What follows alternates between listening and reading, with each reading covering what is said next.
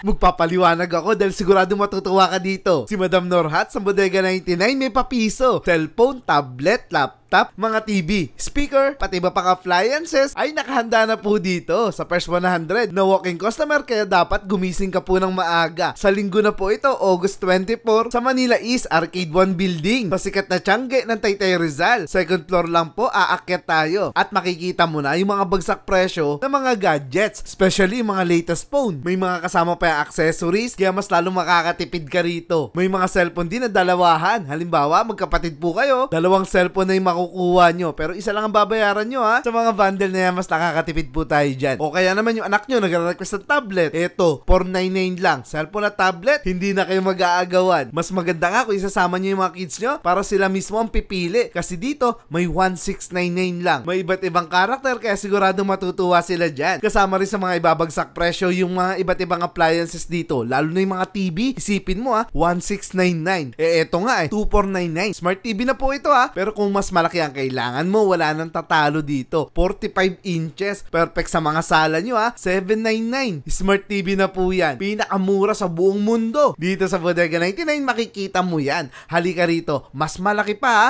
50 inches. May kasama ng speaker yan. At meron din dito mga naka-double glass ha. Hindi basta-basta nasisira to. Hindi gaya ng relasyon nyo. Di hamak na mas matibay to. Marami pa kay appliances na pwede mapili rito na makukuha mo lang sa bagsak presyo. Naka-clearance sale kasi po eh. Kaya sa Bodega 99, magkita-kita po tayo August 24 sa linggo na to ha.